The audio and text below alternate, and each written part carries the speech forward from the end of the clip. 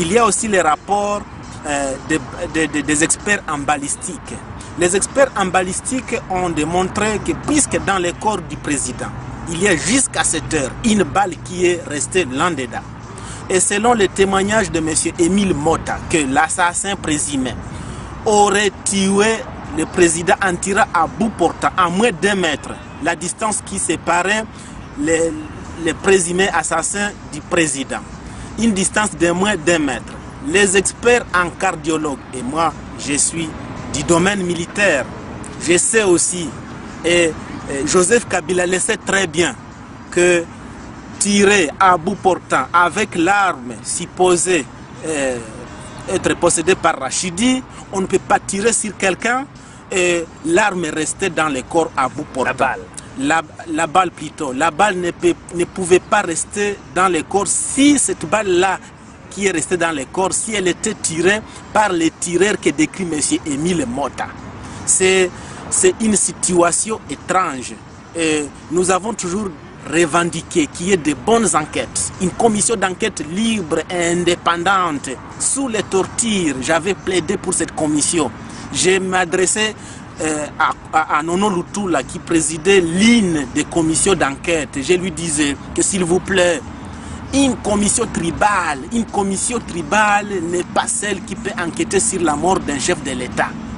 Constituer une commission libre et indépendante qui va mener des enquêtes crédibles afin de faire un procès juste et équitable. Ils n'ont pas voulu. Ils n'ont pas voulu.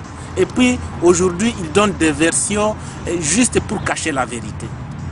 Voilà donc, à part le fait que les experts en cardiologue, les experts cardiologues ont montré que le sang n'a pas coulé, ce qui n'est pas possible.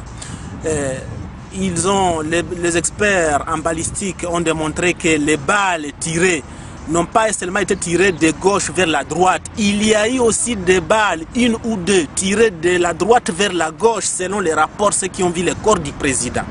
Or, Émile Motta n'a parlé que du tireur qui aurait tiré à partir de la gauche du président. Les experts en balistique ont démontré qu'il y a eu aussi des balles tirées de tous les deux côtés. Des tirs croisés. Des tirs croisés. Alors, les contradictions de M. Émile Motta sont des révèlent que quelque chose a commencé à être caché à partir du lieu du crime. Ce qui est beaucoup plus étonnant encore, ils disent que l'assassin présumé c'est Rachidi. Mais Rachidi, où est son arme? Une question. Cette arme-là, c'est un élément sine qua non aux enquêtes. Je me rappelle que durant les procès, cette question n'avait pas trouvé de réponse. Qui a caché l'arme du crime? La disparition de cette arme du crime est directement liée aux contradictions de M. Émile Motta. La disparition de cette arme est aussi liée à la mort qu'ils ont donnée à celui qu'ils appellent l'assassin. Ils appellent cet homme l'assassin. Ils n'ont même jamais donné le nom de cet homme jusqu'à cette heure. Ils ont toujours dit Rachidi Kasereka, ce qui est faux. Celui-là, c'est mon collègue, nous savons tous ses noms. Jusqu'à cette heure, M. Joseph Kabila n'a jamais donné le nom, le vrai nom de celui qu'ils appellent l'assassin.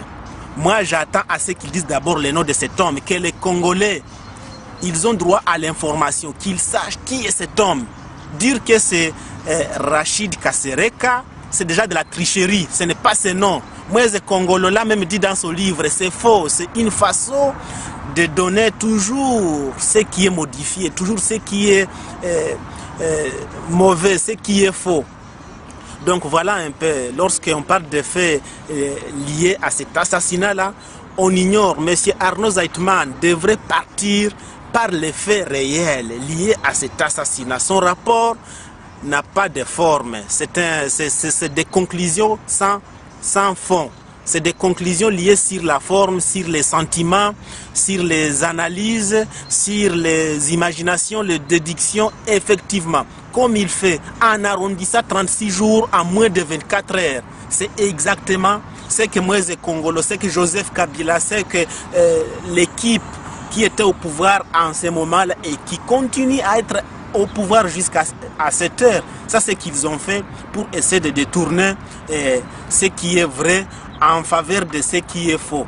Le flou qui règne dans ces dossiers, les contradictions, la confusion a été inventée. Lorsqu'il parle de M.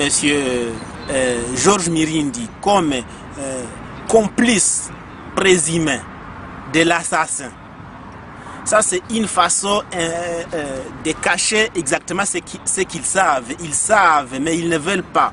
Ce qui fait que vite, ils ont non seulement biaisé les enquêtes, mais aussi politisé les procès, incriminant injustement des pauvres Kivoussiens qui n'ont pas qui les défendre.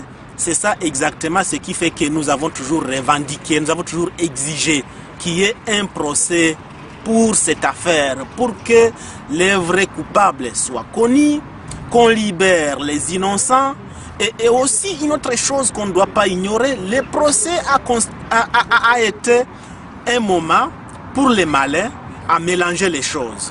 C'est-à-dire, ils ont ces crimes, l'assassinat du président, c'est un crime qui est entouré de beaucoup de crimes. Alors, ils ont pris les criminels, ils ont mis dans les dossiers, ils ont condamné avec des innocents originaires du Kivu ou des innocents qui travaillent dans les bureaux du colonel Edi Kapend, comme par exemple le colonel Gordon Dalabo Kunda, juste puisqu'il était dans les bureaux du colonel Edi Kapend. Il mérite aussi d'être condamné tellement il fallait allonger la liste pour bien cacher la vérité. Il y a des pauvres Kivoussiens qui ont été arrêtés, par exemple de Brazzaville, acheminés à Kinshasa par Moïse Kongolo qui était à l'époque le ministre de la justice. Tout ça, ils savaient que ces gens qu'ils étaient en train d'arrêter inutilement et gratuitement étaient des innocents. Moïse Kongolo le savait très bien lorsqu'il partait négocier avec les gouvernements de l'autre côté du fleuve les transferts de ces pauvres qui avaient fui plusieurs mois, 2 ou 3 peut-être bien avant la mort du président. Moïse Kongolo, ministre de la Justice, qui savait aussi qu'ils étaient des innocents, à part la centaine qu'ils ont ramassée par-ci par-là à Kinshasa, ils ont ajouté d'autres qui étaient déjà au HCR à Brazza, juste pour distraire l'opinion, pour qu'on ne dise pas qui a fait quoi. Et aujourd'hui, on dit Georges Mirindi est le complice de celui qui a tué le président dans un plan de fuite qu'ils ont imaginé.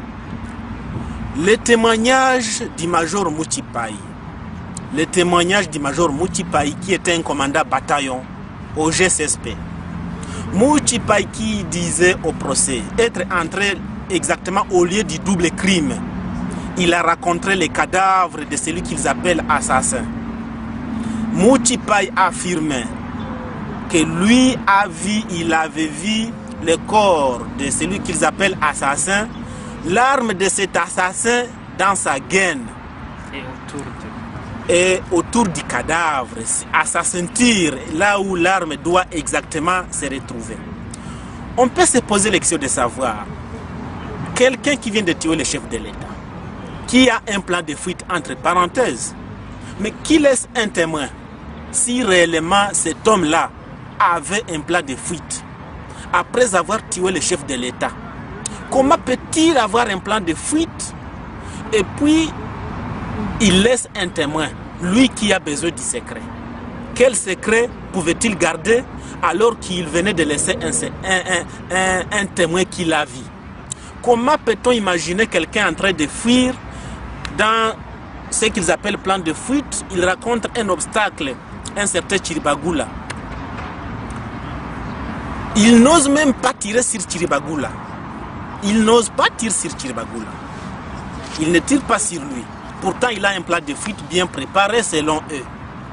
Bien plus, il y a Chiribagoula qui a défendu, il a dit à Edi Kapend, s'il vous plaît, ne le tuez pas, il doit parler.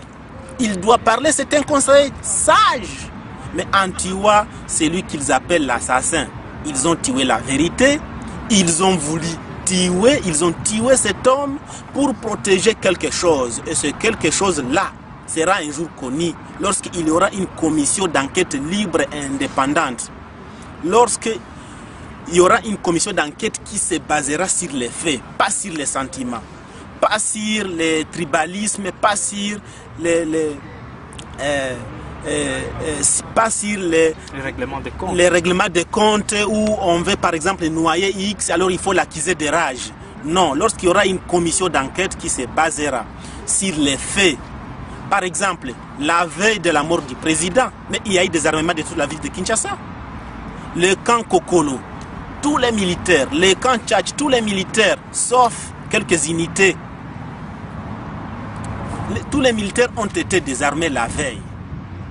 Ça, ce n'est pas un élément isolé, c'est lié directement en prévision des événements qui allaient suivre, puisque les généraux qui désarmaient les militaires disaient très bien: je donne l'ordre de désarmer les militaires pour contrer toute agitation des troupes.